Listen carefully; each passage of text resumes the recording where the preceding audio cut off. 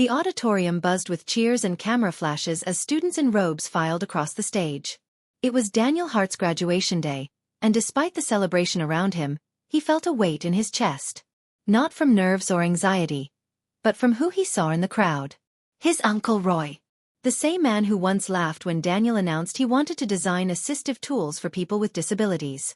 Roy had called it a bleeding heart project, and told him to find a real career.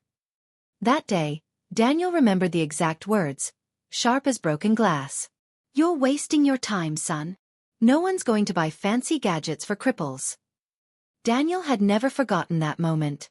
It had replayed in his mind like a stuck record. But still, he worked hard, got into a top university, and designed his first prototype by his third year.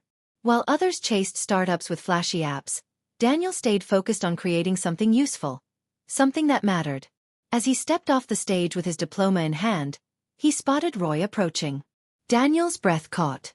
Maybe, just maybe, Roy had changed his mind. "Congratulations," Roy said with a smile. "I must admit, I didn't think you'd make it this far." Daniel stiffened. There it was, disguised praise with a sharp edge. "Thanks," Daniel replied coldly. "You know," Roy continued, "it's not too late to come work at my company. Real estate is booming. Solid money. Real business. Better than whatever it is you're doing." Daniel stared at him. This man hadn't changed. Not even a little. "I have my own plans," he said flatly. Roy shrugged. Uninterested. "Suit yourself. Just don't come knocking when it all falls apart." That was the last time Daniel saw him. Or so he thought. Years passed. Daniel built a company in London, Heart Vision Technologies, specializing in accessible design and inclusive innovation. His work was featured in health journals, tech expos, and government forums. The same tools Roy once mocked were now used in hospitals, schools, and care centers across the UK. Then one rainy Monday morning, as Daniel was reviewing proposals in his glass-walled office, his assistant buzzed through. "Daniel, there's someone here to see you. Says he's your uncle." Daniel looked up sharply. "Roy." "Yes." "He says it's urgent." Daniel stood up slowly, unsure whether to feel anger, amusement, or curiosity. The man who once dismissed him now stood outside his office, desperate enough to come unannounced. He walked to the door and opened it. There stood Roy, older, grayer, and clearly worn down. "Daniel," he said, his voice low. "I need your help." Daniel didn't speak. He simply stepped aside and let him in, mind racing with 1,000 questions. What could possibly bring Roy Hart to his office after all these years? And why now? Daniel motioned for Roy to sit on the sleek leather chair across the desk. The office was quiet, save for the ticking of the minimalist wall clock and the distant sound of traffic outside the rain-streaked window. Roy sat stiffly, his eyes darting around, as if trying to find something familiar in this unfamiliar space. "So," Daniel said, folding his arms. "What brings you here after?" "What?" 8 years of silence. Roy cleared his throat. "I didn't come here to fight. I came because I need help." Daniel raised an eyebrow but said nothing. Roy continued. "My company, Heartland Properties. It's in trouble. We invested heavily in commercial spaces before the market shifted. Now, we're bleeding money. We tried going digital, offering remote property management, but it flopped. The investors are backing out, and clients are leaving." "And what does that have to do with me?" Daniel asked. Roy's shoulders sagged slightly. "You're in tech. You're one of the most talked about names in inclusive design. Your tools are transforming industries. I thought, maybe we could work together. Partner up. Build something adaptive in the housing sector. Smart homes, accessibility features. You have the vision. I have the real estate." Daniel leaned back in his chair, eyes narrowing. This wasn't a humble request. It was desperation veiled as collaboration. "You said what I was doing was useless."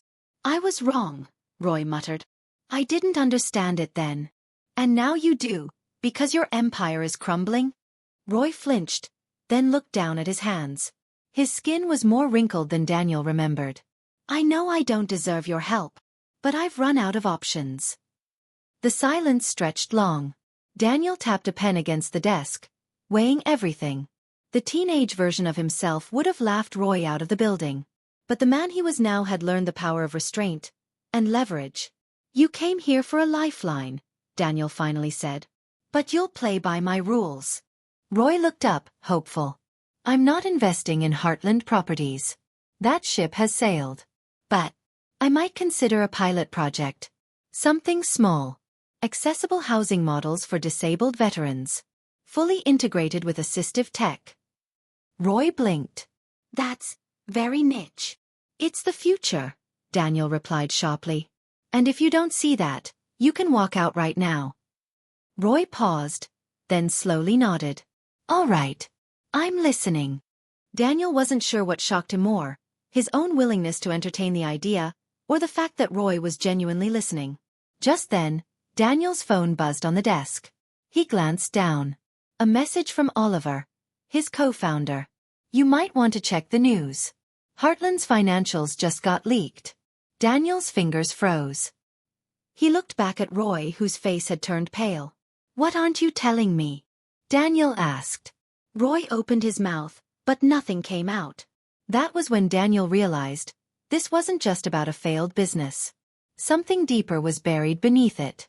Something Roy wasn't saying. Daniel paced the office floor, phone in hand, reading article after article. The leak was everywhere. Major outlets had picked it up within minutes. Heartland Properties was allegedly hiding debts, falsifying documents, and misreporting revenue streams to secure investor funding. He looked up at Roy, who sat motionless in the chair, his face a canvas of shame and fear.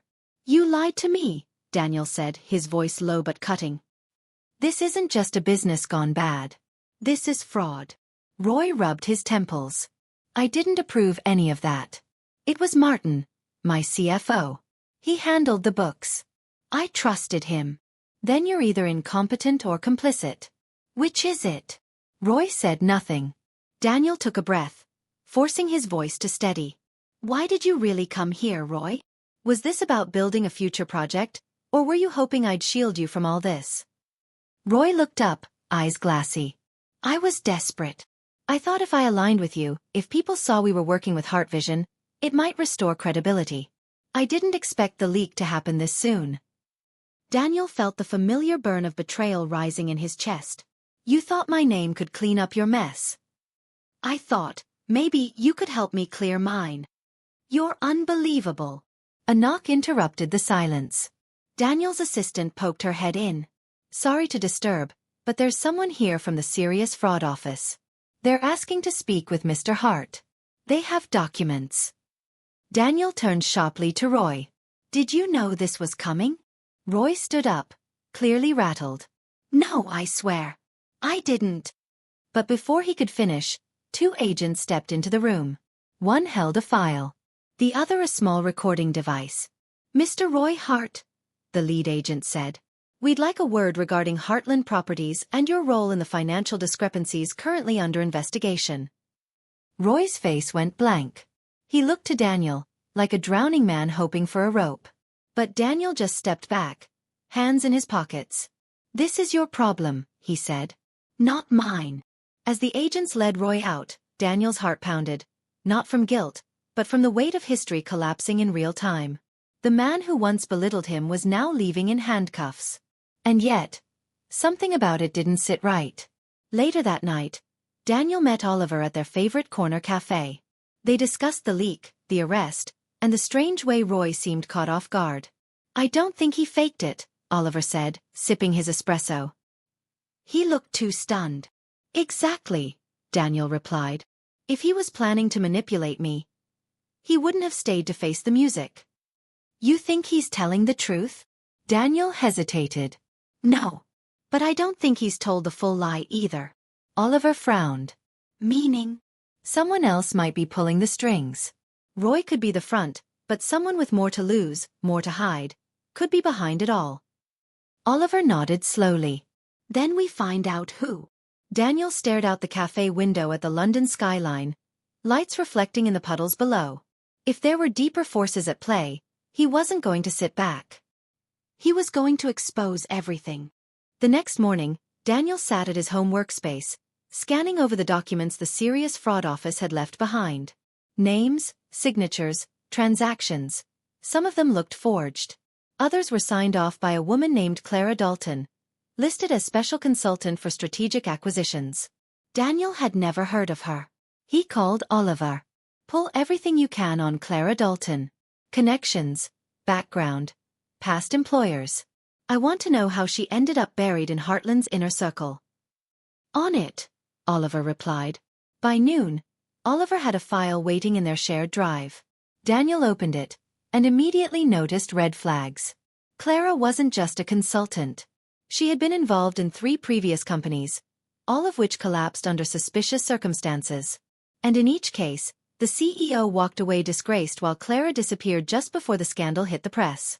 One of the firms, Westford Acquisitions, had been sued for predatory development practices. Exactly the kind of shady maneuvers Heartland was being accused of. Daniel leaned back in his chair, heart pounding. Clara Dalton wasn't a victim of circumstance. She was a ghost. A manipulator. And Roy, he was likely just the latest name on her trail of destruction. He picked up the phone again. This time he called Roy. Roy answered, voice hoarse. Daniel, you've got to believe me. I didn't know what she was doing. She handled all the foreign accounts, the shell companies. Stop, Daniel said sharply. You gave her full access. And now you're paying the price. But if you want even a chance to survive this, you'll help me find her. Roy hesitated. I don't even know where she is. She vanished the day the story broke. Took her laptop, her files, everything. Then tell me where she started. Who brought her in? Roy sighed. Martin. My CFO. He said she was a genius at making dead properties profitable. Said she had a golden touch. I was so focused on expanding I didn't question it. Daniel scribbled notes. Is Martin talking? No. Last I heard. He lawyered up and hasn't said a word. Then I'll make him talk, Daniel muttered. That evening, Daniel visited an old contact, Priya, an investigative journalist he had helped years ago on a tech ethics case. He handed her Clara's file. Can you trace her? Priya scanned the documents, eyebrows raised. I've seen this name before. She's smart. Cleans up after herself. But she left a pattern. I'll need 48 hours. You've got 24, Daniel said. This isn't just corporate sabotage. It's a systemic hit job. People are getting ruined. And Roy, he paused. He's just the face. Not the hand pulling the strings. Priya gave a tight nod. All right. Let's find your ghost. The next night, Daniel received a text. She's not hiding. She's preparing to strike again. Meet me. Urgent. He arrived at Priya's office at midnight. She looked tired but exhilarated. I traced her to a new shell company registered in the Isle of Man. Guess what the name is? Daniel shook his head. Clarity Projects Limited. She's building another firm. Already made deals with 2 foreign investors. Daniel's jaw clenched. She's going to do it again. And this time, Priya said, pulling up a photo of Clara boarding a private jet. She has no intention of being stopped. Daniel stood outside the towering office block in Canary Wharf, wind slicing through his coat. The building belonged to Oberon Capital, one of the investors Clara had recently aligned herself with. According to Priya's research, they were funding Clarity projects through a network of offshore accounts. He pressed the buzzer at reception. I have a scheduled meeting with Mr. Jonathan Vale, he said. Inside, Daniel was guided through gleaming marble hallways to a sleek conference room where a man in a navy suit waited, sipping coffee like he owned the skyline. Jonathan Vale, one of the key partners at Oberon. Mr. Hart, Jonathan greeted, standing to shake his hand. I've heard of your firm. Impressive record. Daniel sat down, not returning the compliment. I'm not here for pleasantries. I want to know why Oberon is investing in Clarity projects. Are you aware of who's behind it? Jonathan smirked. Miss Dalton, yes. We've worked with her before. Ambitious. Sharp. Bit controversial, maybe, but she delivers results. She also destroys every company she touches. Jonathan's smile didn't waver. Only if they can't keep up. Daniel leaned forward. She's under investigation. She's already implicated in a major fraud case. Partnering with her now is reckless. Possibly criminal. Jonathan placed his coffee down gently. What you see as criminal, we see as calculated risk. And until there are convictions, she's just a clever strategist. Daniel's voice hardened. You're funding her next scam. People's livelihoods, reputations. Jonathan cut him off. People like your cousin? Silence fell. You thought I didn't know? Come now. The Hart name makes waves, Mr. Hart. So does your revenge streak. Daniel stood, rage simmering under his calm expression. This isn't revenge. It's justice. Well then, Jonathan said with a chuckle. Good luck bringing it. Back in his office, Daniel slumped into his chair. Jonathan had just confirmed his worst fear. Clara had protection, influence, money. And people like Jonathan were willing to risk it all if the payout was large enough. He called Priya again. She's got allies in finance. People who see her as a tool, not a threat. If we want to stop her, we can't just follow the money. We need to expose the mechanism. The entire system that lets her thrive. Priya agreed. We need leverage. Something even Jonathan Vale can't brush off. 2 days later, Oliver burst into Daniel's office, face flushed. I found it. I found the link. He pulled up a hidden file from Heartland's archives. Clara had used Heartland funds to bribe a city official. The money had been routed through a charity on Vale's board. If the story went public, not only would Clara be exposed, but Oberon would face federal scrutiny. Daniel stared at the screen. This is it. He picked up the phone. Priya. We go public. Tonight.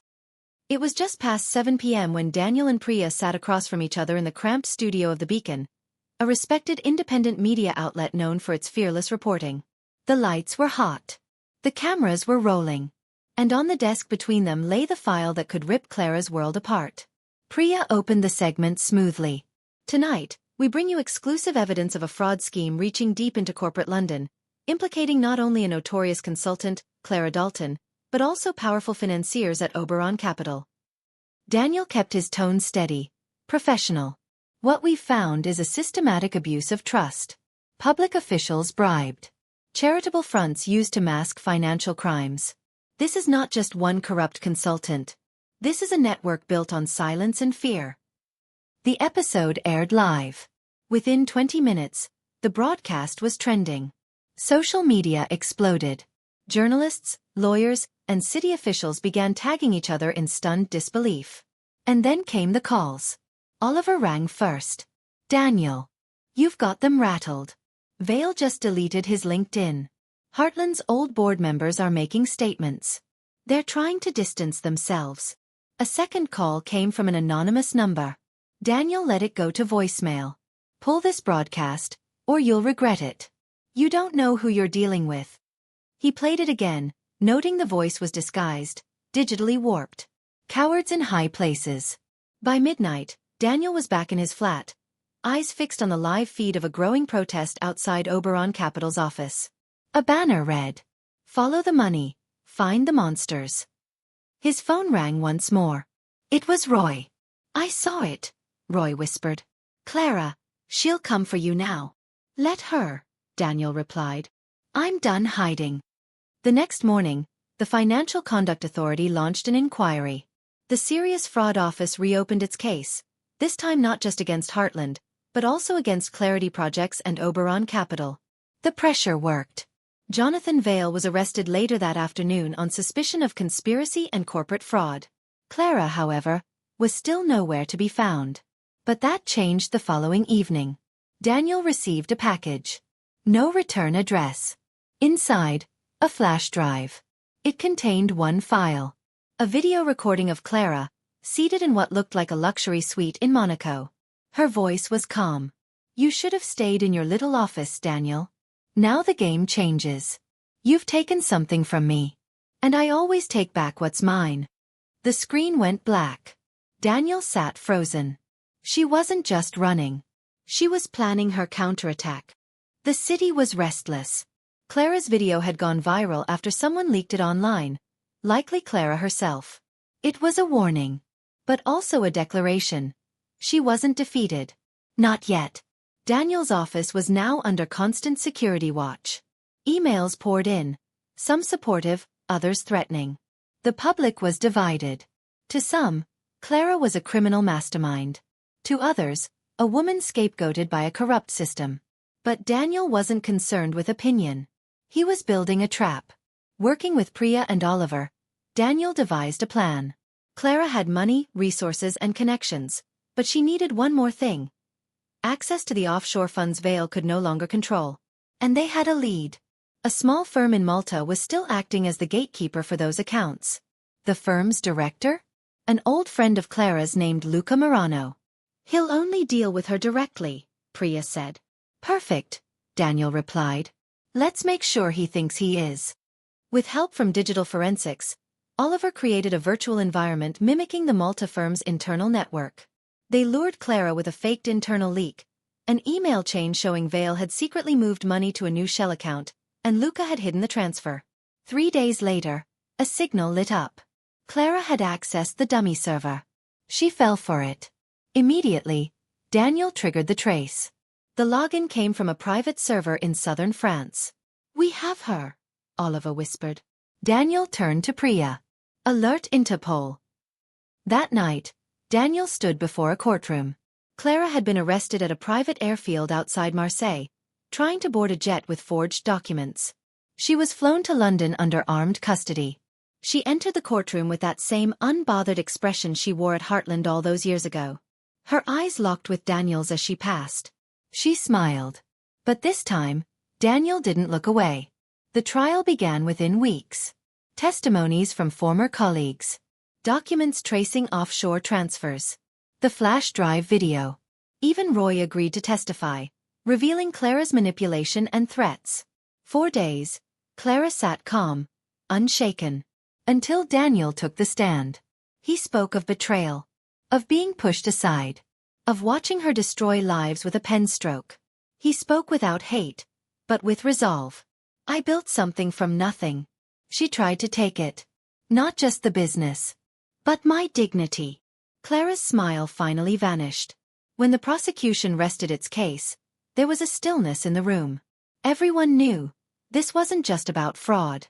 It was about a system that had let someone like Clara thrive. The judge scheduled final statements. And as Daniel left the court, a reporter shoved a mic at him. Mr. Hart, do you think justice will be served? He paused. I'm not sure justice is ever perfect. But the truth is finally louder than the lies. The courtroom was packed for the final day. Daniel arrived early, sitting in quiet anticipation. Outside, the rain came down in sheets, washing the city clean, or trying to. Inside, everything felt heavy. The air, the stairs, even the silence. Clara entered in cuffs. No makeup. No designer coat. Just the plain suit issued by the authorities. Her eyes scanned the room with disinterest, until they landed on Daniel. This time, she didn't smile. The judge began, reading through the closing arguments. He summarized the case. The manipulation, the offshore laundering, the threats, the fabricated reports. Every stone had been turned. But what came next was unexpected. Clara rose. Her lawyer whispered, tried to pull her down. She ignored him. And she spoke. For years, I played their game, she said. I worked with men who moved billions while paying lip service to ethics. They needed someone like me, smart enough to keep their books clean, disposable enough to blame when it all came crashing down. The court watched in stunned silence. You think I'm the worst of them? I wasn't even the top 10. But yes, I knew. I profited. I buried the truth with numbers. And if you're all looking for justice, then start digging through your own pensions and donations, because their fingerprints are on everything. Daniel sat frozen. Clara didn't break. Not even as the judge delivered the sentence. 22 years. Financial restitution. Asset seizure. A lifetime ban from any financial or corporate activity. As she was led out, she turned one last time to Daniel. You were right to fight. Just know, what I built wasn't mine alone. It never is. Then she was gone. Months passed. Roy opened a small firm in Brighton. Priya's documentary won a major award. Oliver accepted a post as cybersecurity director in Brussels. And Daniel? He kept his firm.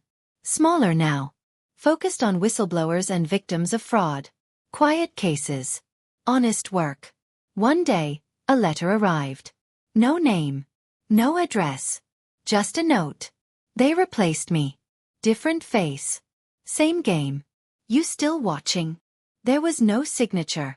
But Daniel didn't need one. He stepped to the window of his office.